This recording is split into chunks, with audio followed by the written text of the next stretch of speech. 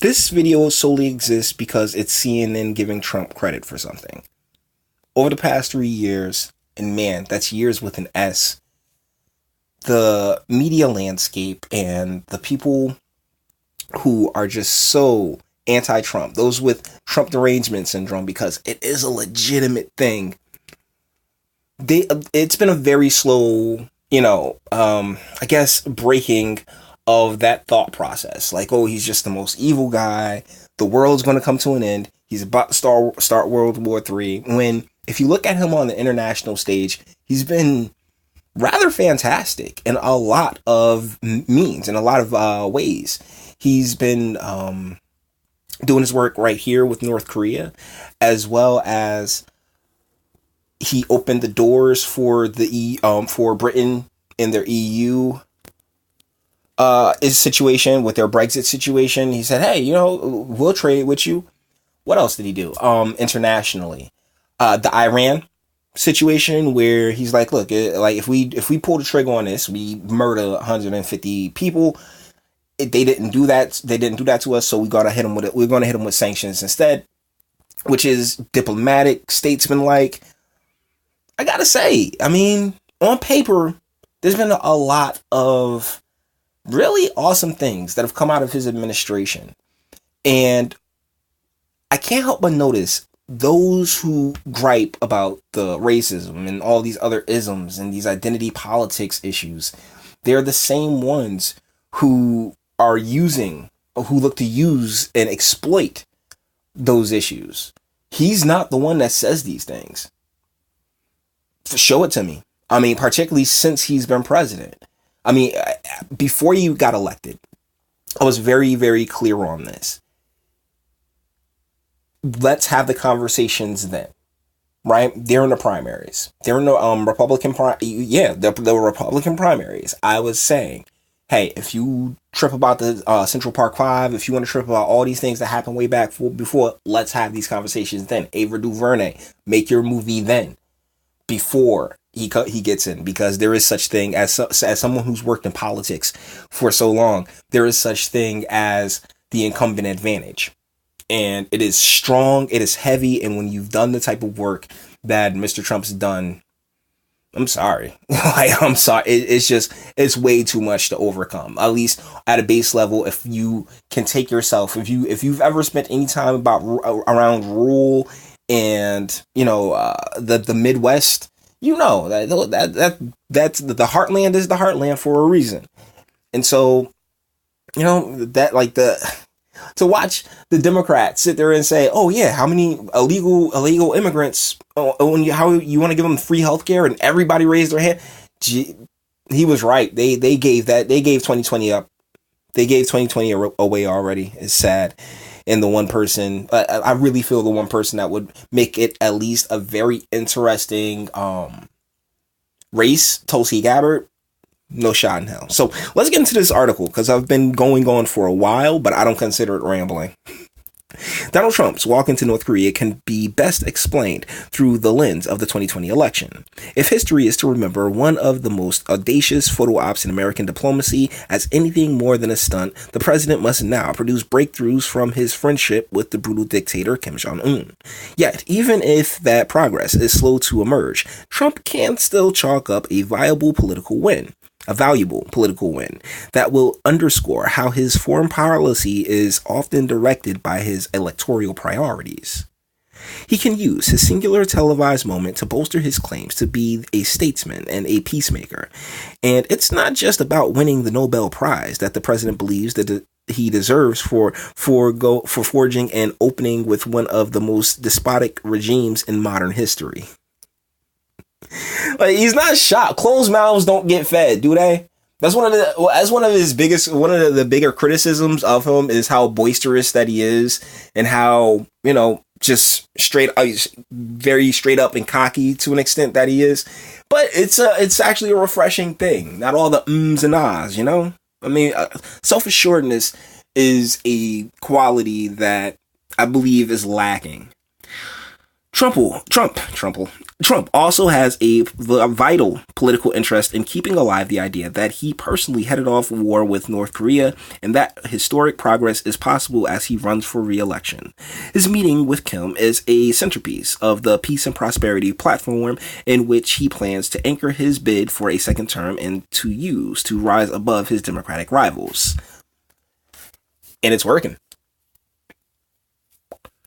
Trump will be praised by conservative media and the reality of U.S.-North Korean relations will be glossed over, all in the service of his 2020 campaign. So here's where the article starts to turn.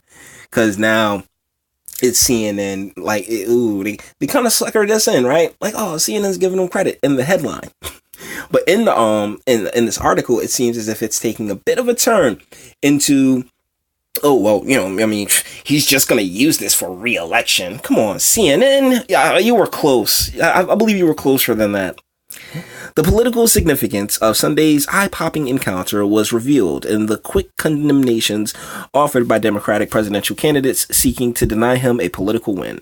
Massachusetts Senator Elizabeth Pocahontas Warren tweeted that Trump shouldn't be squandering American influence in photo ops and exchanging love letters with a ruthless dictator. Come on, lady. A spokesman for Democratic frontrunner Joe Biden accused Trump of coddling dictators at the expense of American national security. Senator Kamala Harris tweeted that Trump should take North Korea's nuclear threat and its crimes against humanity seriously. Are you going to say what Tulsi said? You know what? I kind of want to go see. I'm going to go see what Tulsi said after this video. But politics is often shaped more by perception than reality, and the North Korean summit is an example of how Trump can use the office of the presidency to his own benefit ahead of 2020. He has every incentive to keep on engaging him, perhaps even with an election year visit to the White House, even if the North Koreans refuse to give up their nuclear program. And Trump, by becoming the first sitting president to step into North Korea, also outdid his predecessors, some of whom simply climbed atop the border wall and peered over the other side in the isolated state. The stunning imagery that unfolded at the demilitarized zone between the rival Koreas, the world's last Cold War border, will shortly be making its way into Trump campaign ads. On that score alone, it's mission accomplished. No fun to me. So the deal is that you gotta. This is how negotiations work, right? I mean, you gotta give a little to get a little. The denuclearization over, what's taken lifetimes to, the conflict that's taken like lifetimes to build. I mean, small steps, baby steps. He's the first one to actually step over there, and I believe that's a good thing. But CNN, I mean, they kind of suckered us in with the headline, but then turn it into, oh well, he's just using it for re-election. And yes, it is a good re-election thing, but it's actually a good thing for the world, right? I mean, to slowly bring them alongside us as opposed to just murder them all. I mean, that's just not how that country operates. That's just not how it works. But CNN, you're dicks. So anyways, for a second there, thought CNN was getting a little bit better, but no, not at all. And that's the thing. Give the win the win. That's it. Just give the win, as opposed to, well, it's so petty. It really is. And Trump can be petty too, but that's the thing. I mean, two wrongs don't make a right. Somebody got to be the bigger person. Somebody has to be like, you know what? Bet. I got you. And it's a fine line that Trump walks, but he walks it rather well as opposed to CNN here, who's just like, well, it reminds me of this old movie called Bebe's Kids, and Robin he's on a date with this one girl, but his ex is there and she's being just real nasty.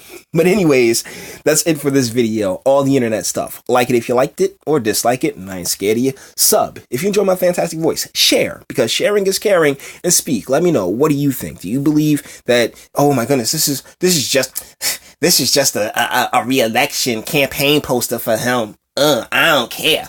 Or do you believe, this is a good thing. I mean, North Korea, if we want to help the North Korean people and influence North Korea, this is the best way to go about it, as opposed to just, pure military might or spite. So with that being said, you know what? Hold on, right quick. You better not what's the name? Do that again. Who am I looking for? Looking for Tulsi.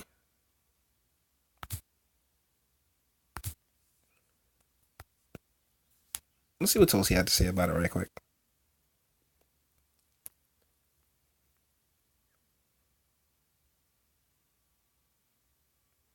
Okay, this policy thing, becoming a debate donor. So she hasn't even spoken on it yet. But okay, so we'll see. Hold on. Nuclear war. But she hasn't really tweeted about the about Trump stepping over yet, but we'll see. We'll see how our favorite Tulsi takes this. Either ways, until the next video.